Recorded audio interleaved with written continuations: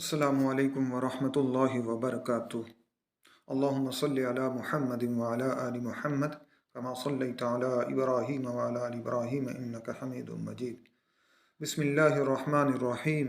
خواب کی پیدائش و رویت دونوں امور من جانب اللہ سرزد ہوتے ہیں، تاہم علماء نے لکھا ہے کہ اچھا خواب حضرت حق سبحانہ و تعالیٰ کی طرف سے بشارت ہوتی ہے تاکہ بندہ اپنے مولا کریم کے ساتھ حسن ظن میں راسخ الاعتقاد ہو جائے، اور یہ بشارت مزید شکر و امتنان کا باعث ہو۔ جھوٹا اور مکروہ خواب شیطانی القاء سے ہوتا ہے۔ اس القاء سے شیطان کی غرض مومن کو ملول و محزون کرنا ہے۔ چنانچہ ارشاد نبوی ہے، الرؤیا الصالحۃ من اللہ والحلم من الشیطان۔ اچھا خواب اللہ کی طرف سے ہے اور برا شیطان کی جانب سے۔ بس جب کوئی شخص پسندیدہ خواب دیکھے تو اسے صرف اس شخص سے بیان کرے جس سے محبت و اعتقاد ہے، اور جب مکروہ خواب دیکھے تو حق تعالیٰ سے اس خواب کے شر اور شیطان کے فتنہ سے پناہ مانگے۔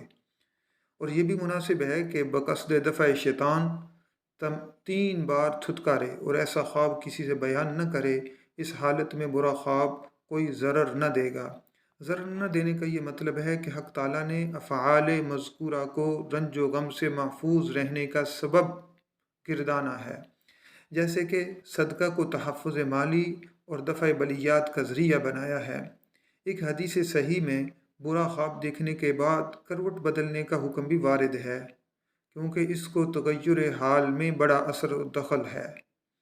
حضرت جابر رضی اللہ تعالیٰ عنہ نبی کریم صلی اللہ علیہ وسلم سے روایت کرتے ہیں، آپ نے فرمایا کہ جب کوئی شخص مکروہ خواب دیکھے تو 3 مرتبہ بائیں طرف تف کر کے شیطان سے اللہ کی پناہ چاہے اور اس کروٹ کو بدل ڈالے جس پر خواب دیکھنے کے وقت پڑا تھا۔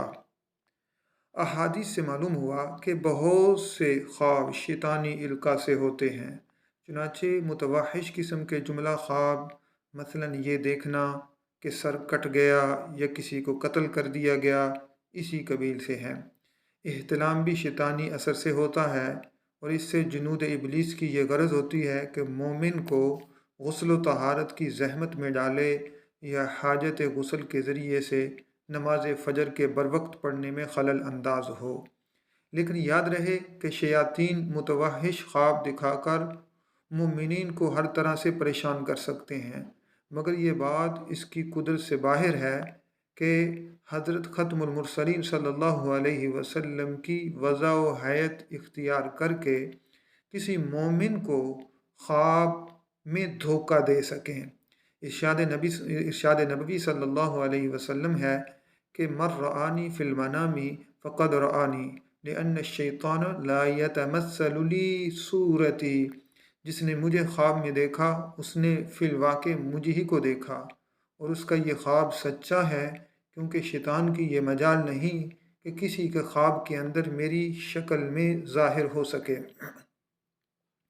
بعض محققین نے فرمایا ہے کہ شیطان خواب میں حق تعالیٰ کی حیثیت سے ظاہر ہو کر افتراء پردازی کر سکتا ہے اور دیکھنے والا دھوکہ کھا سکتا ہے کہ یہ واقعی باری تعالیٰ ہے، لیکن حضرت رحمت للعالمین صلی اللہ علیہ وسلم کی صورت کبھی اختیار نہیں کر سکتا، کیونکہ حضور صلی اللہ علیہ وسلم مظہر ہدایت اور شیطان مظہر ضلالت ہے، اور ہدایت و ضلالت میں ضد ہے، اور حق تعالیٰ صفات اضلال اور صفات ہدایت اور تمام صفات متضادہ کا جامع ہے۔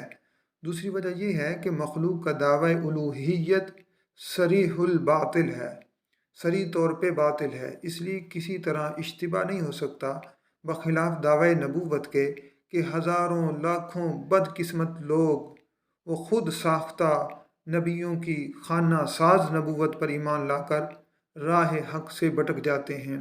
اسی بنا پر جناب سرور کونین صلی اللہ علیہ وسلم کی شکل اختیار کر کے اسے لوگوں کو دھوکہ دینے کی قدرت نہیں دی گئی۔ یہی وجہ ہے کہ مدعی الوہیت سے خارق عادت کا صدور تو ممکن ہے جیسے دجال، لیکن اگر کوئی دعوی نبوت کرے تو اس کی اعجاز نمائی کی قدرت سلب کر لی جاتی ہے جیسے مرزا قادیانی، تاکہ خدا کی کمزور مخلوق خارق کی وجہ سے اس کے دام تزویر میں نہ پھنس سکے۔